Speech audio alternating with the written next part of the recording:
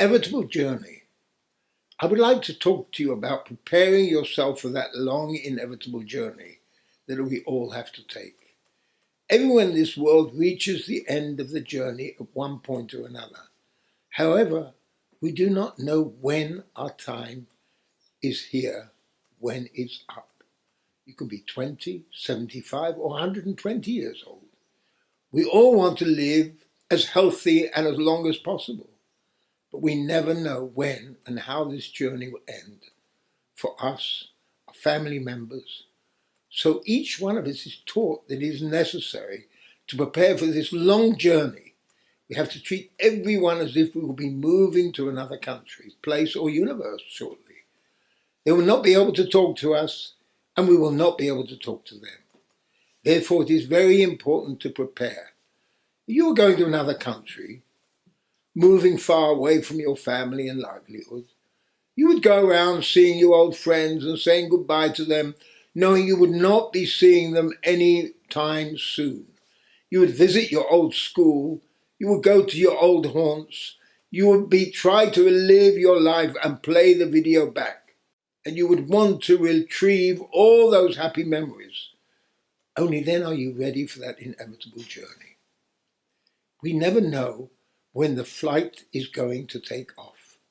Therefore, we have to imagine that is what we are preparing for. The important question we have to try to reflect upon are: why are we here?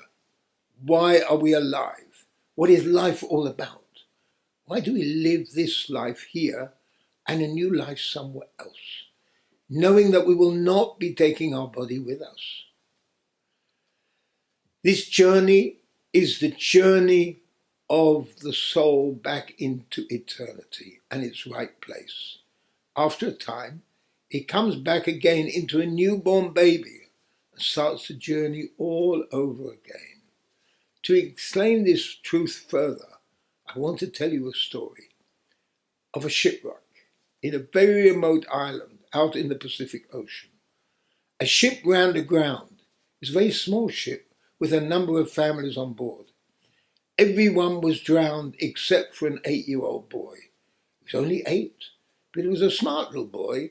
He managed to get ashore, and gradually he removed food and other things from the ship all by himself, and eventually managed to make a little hut. He really did not know much about the world. However, he could speak English. The only other inhabitants of the island were monkeys. The monkeys saw this little boy all by himself, and they knew he was no threat right away. So they somehow adopted him. Soon the food and supplies from the ship ran out, and the monkeys taught the boy how to swing through the trees and eat the fruits, berries, and roots. They taught him how to groom himself and all their mannerisms. They taught him the life they had. They looked after him and raised him as one of their own. He did all the things that monkeys do and had quite a lot of fun. He lost a lot of his speaking ability, though, because he had no one to speak to. However, he soon learnt the monkeys' language and how they communicated, and that went on for a few years. Then one day, a ship passed by the island. The captain, who was standing at the helm of the ship and looking around the island with his binoculars, saw a boy wandering around with a troop of monkeys. He immediately sent some of his sailors to the island on a little boat. They called the boy over. The boy spoke to them haltingly. However, he was delighted to see human beings. The sailors invited him for a meal on the boat. They would return him to this monkey family on the island once his meal was over. The boy agreed to go. When he got there, he met the kind captain. The captain wanted to adopt the boy as he realized what had happened. He had seen the shipwreck there, and the boy was all by himself with the monkeys around. At first, the boy could not sit still, so he jumped about from place to place as monkeys do. However, the captain was persistent to teach him everything. They sailed out together without the boy realizing that the ship was moving away. He would never go back to that island. The captain spent a lot of time teaching him about life and how things worked. The boy had lost his memories of his mother and father and family. he had to be taught where he had come from. The captain told him that he was born inside a woman's body. His mother, he told him that when he was inside his mother's womb, he was an extremely tiny baby, not even the size of his thumb. He explained that he slowly grew, and what may have seemed to be an interesting world to him, yet unaware that there was an entirely different world awaiting him outside. You lived in a bag of fluid, he was told. You received all the necessary food and life support from your mother through a pipe. The pipe allowed oxygen to flow through your heart and body. Your lungs were not developed enough for you to breathe. In fact, your lungs were flat. You could have had neither water nor air. You would listen to the music of your mother's heart and the sound of her talking. You learned many fantastic things. Captain then explained how peaceful and warm the world inside the womb must have seemed. If it was possible for you to talk to other little babies being born, you would have expressed how unhappy you were to have to leave all that comfort behind. However, it was finally your turn to be born. Suddenly, you were thrown out of your mother's womb. It felt like leaving a cave. For those left behind, you had in fact died. You were no longer there. Out in the new world, the doctors immediately threw water at you to make you gasp and start crying. The crime helped to remove the liquid from your lungs so that you could breathe. Suddenly you started living a new life. This is how you came into being in this world, by dying from another. In our lives, we face similar situations. Whether we think a person, an animal, or a plant has died, and that is what we see. However, the reality is far from our perception. When a seed is planted into the ground, it has to die in order to become a plant and live on. It first rots, then slowly starts to develop. It shoots and then grows out of the ground. It becomes a beautiful flower or strong tall tree.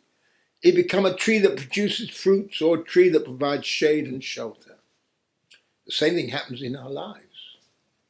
The difference is that we spend 9 months in our mother's womb and we come out as babies. The soul really joined us 40 days before and after conception.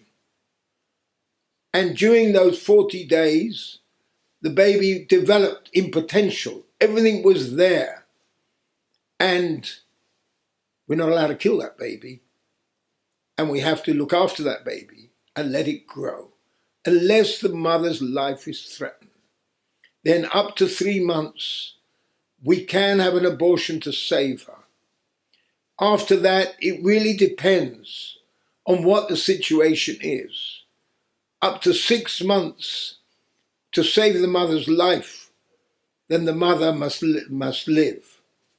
But after that, unfortunately, it can't be done. And if it does, a lot of people are not going to like what I say, but it is in fact murdering a life. And we can imagine that if all the little babies in the world could get together and they were asked, well, how would you like to be born? Would you like to come out and live a normal life, or would you like to be aborted? I wonder how many of them would say, yes, I would like to be aborted. How many people in this world would say, oh, good, I would like to be aborted. And this we have to think about very deeply. People have a right to life. That is true. Everyone has a right to life, even a little baby. Now, the baby does not grow itself out into a plant. A human being does not just suddenly pop out and develop outside the ground. What happens is that you vanish from this world while your soul goes through a period of re-education. The soul eventually comes to a time where it has to go into a mother's womb again. It is born again and goes through the same cycle. There are no flowers or plants that last forever. Take this beautiful blue 13-petal lily. Some species live up to 75 years, while some only have their lives for 3 or 4 years. A dog has an average lifespan of 11 years. Therefore, everything has its own lifespan. And once it comes to its end, it is buried. The dead will not grow again, unless we are talking about flowers or plants. However, a human soul is reborn and comes back again. That should give us a lot of confidence in our lives. We must understand that we are embarking on a long journey which will eventually come back from, and usually and optimistically, we return to either our immediate remote family, and sometimes we go into another life to repair what we did not do and make up for the time lost. Each time we take another step forward, when looking at a newborn baby, remember that at one point the soul left the world and is now recycled back into a new body. With that being said, human souls are the same as everything else in nature. The only difference is that they have a distinct way of being born and sprouting again. We differ in how we make our next journey through life. We should always bear that in mind. Allows us to see the world from an entirely different perspective. Each one of us must prepare. We should ask ourselves, why am I alive? Why should my soul continue in this current body? What am I doing for myself and other people? Have I really reached the end? Many people do not know the answers to those questions. After I had a major heart attack, followed by a very big heart operation, I had to change, so I started a new life and career. The age of 80, I still have a lot to do here. There is one secret. If you do not use it, you lose it. One is always capable of doing much more. That is how we should look at life. Give ourselves a good reason as to why we should continue. Believe in yourself. There is so much more you can do for yourself and others. Look at the life of the world's renowned physicist, Dr. Stephen Hawking, who was stuck in a wheelchair. He could not speak and had to use special equipment to be able to write with his eyes alone. He was incredible. His voice only came through a machine. Yet he managed to write a brilliant bestseller, a book that taught everyone how nature and the forces of the universe work. He then went on to write another book. He even gave lectures in that strange tinny language. The voice coming over was really sometimes difficult to understand, but he never gave up. However, one should never give up, but prepare for the journey to the other universe. We should be ready to come back to another form and start all over again. We must remember that each of your children have a different personality. Each of your children are a soul separate from you. Yes, you can clone them biologically and physically. They are both of you, and that's where you're really continuing on. And their personality develops, and it is a joint personality from both of you. And that also develops. But in the end, each soul has its own destiny. We have to have respect for it.